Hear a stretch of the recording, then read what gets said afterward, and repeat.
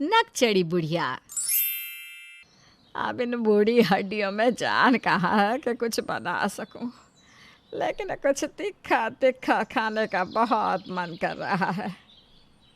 अरे भाग्यवान तुम और बूढ़ी, तुम्हारे सामने तो अच्छे अच्छे बूढ़े हैं, मेरी टुनटुन के सामने तो जवान भी फेल है। आज भी तुम लाली और लाल लिपस्टिक लगाकर निकल जाओ तो लोग तो तुम्हें ही देखेंगे।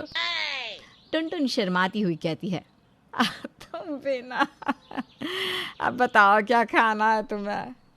बारिश का मौसम है, तुम्हारे हाथ के गर्मा गर्म आलू के पकोड़े मिल जाए तो दिन ही बन जाए। ठीक है बनाती हूँ। बाजार जाकर बेसन और तेल तो ले आओ। अभी लाता हूँ, जाने मन है। टुनटुन बुढ़िया चूल्हा जलाती है। उधर महेश अपनी लाठी लेकर गाते हुए बाजार जाता है। जो तुमको हो पसंद वही बात कहेंगे, तुम दिन को अगर रात कहो रात कहेंगे।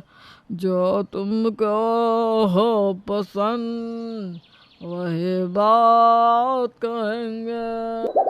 महेश का गाना सुनकर दुकानदार कहता है, चाचा जी प्यार आज भी जवान है आपका। तेरे चाची भी तो अभी तक जवान है। चल जल्दी से 1 किलो बेसन और तेल दे दे। महेश बेसन और तेल लेकर घर चला जाता है। टुनटुन बुढ़िया तेल चढ़ाती है और पकोड़े बनाना शुरू कर देती है। पकोड़े की खुशबू टुनटुन के घर के बाहर तक जाने लगती है। अब खिला भी दो मेरी बिल्लो, ज्यादा बर्दाश्त नहीं हो पाएगा मुझसे। अरे आलू के साथ साथ प्याज, गोभी और मिर्ची के पकोड़े भी खिलाओगी, सब्र रखो।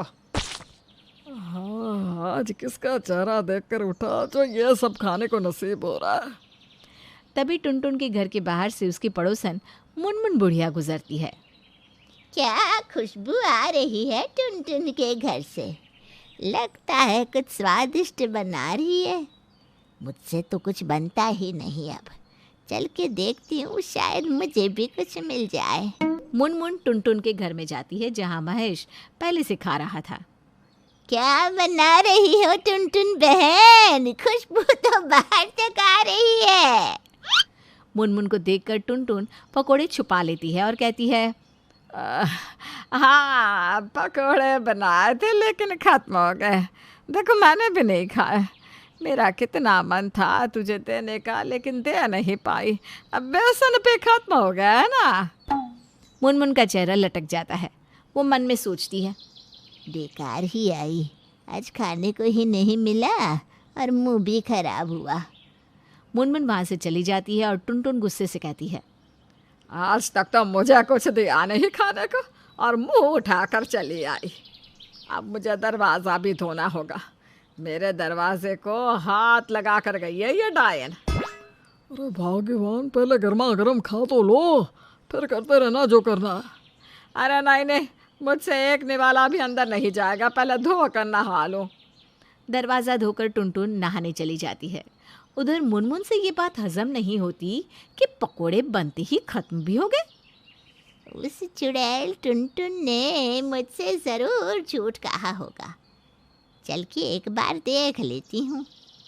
मुनमुन टुनटुन के घर के बाहर से झांकती है और देखती है कि एक प्लेट में बहुत सारे पकोड़े पड़े हैं। इतने सारे पकोड़े? चुड़ैल ने झूठ कहा मुझसे। ये पकोड़े देखकर तो मुंह में पानी आ रहा है। मुझे खाने को नहीं मिले तो मैं इसे खाने को दूंगी क्या? कभी नहीं। रुक जा चुड़ैल, भी बताती हूँ तुझे। मुनमुन एक बकरी को उसके घर में घुसा देती है और 1 मिनट में बकरी सारे पकोड़े खा लेती है। इतने में टुनटुन वहाँ आती है और गुस्से में कहती है, नाश पीटी, तू कहाँ से आ गई? सुबह से इतनी मेहनत की और कुछ खाने को भी नहीं मिला। निकल मेरे घर से, निकल। भगवान, अब फिर से घर धोना होगा। बाहर खड़ी मुनमुन जोर जोर से हंसने लगती है। मुनमुन की हंसी सुनकर टुनटुन समझ जाती है कि ये सब उसने किया है। वो गुस्से में कहती है, एडान मुनमुन की बच्ची, तुझे तो मैं बताऊंगी, इस टुनटुन से पंगा लेना कितना भारी पड़ेगा तुझे। हाँ। टुनटुन घर धोकर फिर नहाती है और महेश से कहती है, उस मुनमुन के सारे खाने को गायब ना करवा दिया तो कहना। अरे क्यों उस बेचारे के पीछे पड़ी हो? उसके आगे पीछे कोई नहीं है, रहने दो। हाँ हाँ, तुम तो बोलोगे ही, तुम्हारा दिल जो अटका है उस पर, उसकी तरफ देखा ना तो आँख ही फोड़ दूंगी। टुनटुन फिर कमर कसकर घर से बाहर निकलती है और मुनमुन के घर में खिड़की से झांकती है। अच्छा, तो गर्मा गर्म हलवा बनाया जा रहा है, मुझे खाने नहीं मिला तो तुझे मैं खाने दूंगी। भला ये मुमकिन है क्या? टुनटुन सामने वाले के घर की बिल्ली उठाकर लाती है और मुनमुन के घर में छोड़ देती है। जैसे ही मुनमुन की नज़र इधर से उधर होती है, बिल्ली उसके हलवे में मुंह लगा देती है। ये देखकर एक बड़ा सा पत्थर लेकर मुनमुन बिल्ली को मारती है। सत्यानाश हो इसका, करम जली कहीं की, तुझे मेरा ही घर मिला था। एक तो मैं बूढ़ी रो रो कर कितने दिनों के बाद हलवा बना रही थी और तूने मुंह लगा दिया। अब तो मैं इसे खा भी नहीं सकती। ये करम जली हिल क्यों नहीं रही, कहीं मर तो नहीं गई? मुनमुन बिल्ली को छूती है और डर जाती है। कहीं मर तो नहीं गई, अब क्या करूं मैं? ये सुनकर टुनटुन गांव के सरपंच और कुछ लोगों को मुनमुन के घर पर लेकर पहुंच जाती है। घोर पाप, बिल्ली को मार दिया। गांव के पंडित को बुलाया जाए, नहीं तो इस पाप का भुगतान पूरे गांव को करना होगा। पंडित आता है और एक लंबी सी लिस्ट लिखकर मुनमुन को देता है। ये सब सामान दान करना होगा और सोने की बिल्ली बनवानी होगी। पंडित जी, मुझ बूढ़ी के पास इतने पैसे कहाँ से आएंगे कि मैं सोने की बिल्ली बनवा सकूं? कुछ सस्ता वाला उपाय कीजिए पंडित जी। अब पाप किया है तो भुगतान तो करना ही पड़ेगा। एक छोटी सी आधे इंच की बिल्ली तो बनवानी ही होगी। काकी, तुम्हें उपाय तो करना ही होगा। मुनमुन बेचारी अपने जेवर को बेचकर एक छोटी सी बिल्ली बनवाती है और सबके सामने बिल्ली लेकर आती है। पंडित पूजा शुरू करते हैं। इतने में ही बिल्ली उठकर भाग जाती है और सब देखते रह जाते हैं। बिल्ली तो बेहोश थी। चलो चलो, सब अपने घर चलो। इतना नुकसान करवा दिया मेरा इस करमजली बिल्ली ने। ये सब उस टुनटुन का किया धरा है। गुस्से में लाल मुनमुन टुनटुन को सबक सिखाने की ठान लेती है और अगले दिन मुनमुन तैयार होकर टुनटुन के घर के सामने खड़ी हो जाती है। महेश अपने घर से निकलता है और मुनमुन को देखकर उसे देखता ही रह जाता है। क्यों बहुत है मुनमुन, आज तो कहर ढा रही हो। टुनटुन को भी मात दे दिया तुमने। सुंदर तो हुई ही मैं, मेरे जैसी कोई नहीं इस गांव में। वैसे आज तुम्हारी पसंद के मटर के पराठे बना रही हूँ। मुंह से पानी आ गया। आता हूँ मैं, मेरा इंतजार करना। मुनमुन अपने घर चली जाती है और महेश भी उसके पीछे पीछे उसके घर चल देता है। उधर टुनटुन महेश को ढूंढने लगती है। कहीं ये बूढ़ा बाजार में गिर ना गया हो, बुढ़ापे में हड्डी जुड़ेगी भी नहीं। कहीं मुनमुन ने मुझसे बदला लेने के लिए महेश को कुछ कर ना दिया हो।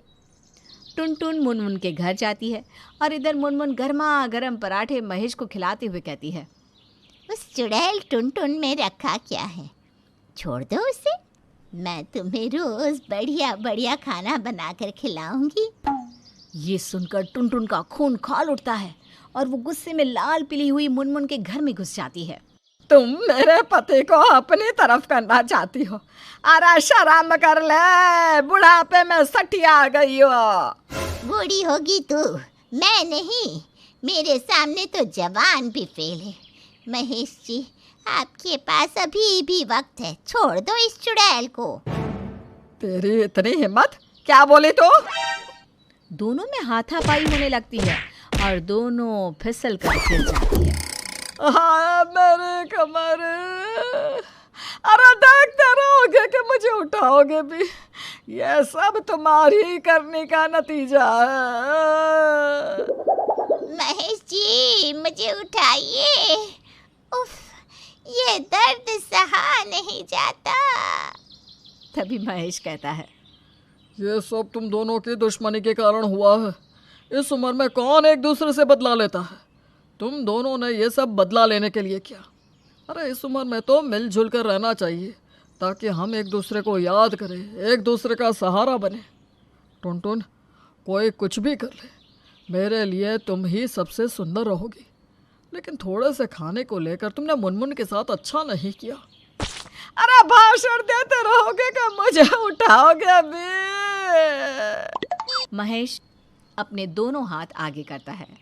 उसके एक हाथ को टुनटुन और दूसरे हाथ को मुनमुन पकड़कर उठ जाती है और एक दूसरे से माफ़ी मांगकर कहती है, मुझे माफ कर दो टुनटुन बहन। मैंने भी ठीक नहीं किया मुनमुन तेरे साथ। मुनमुन अपने कमरे से फ्रेंडशिप बैंड लाकर टुनटुन और महेश को बांधती है और कहती है, अब हम ना पक्के दोस्त बनकर रहेंगे जिंदगी भर। हाँ। मुनमुन और टुनटुन पक्की सहेलियां बन जाती है और जो भी बनाती है सबसे पहले दूसरे को देती है।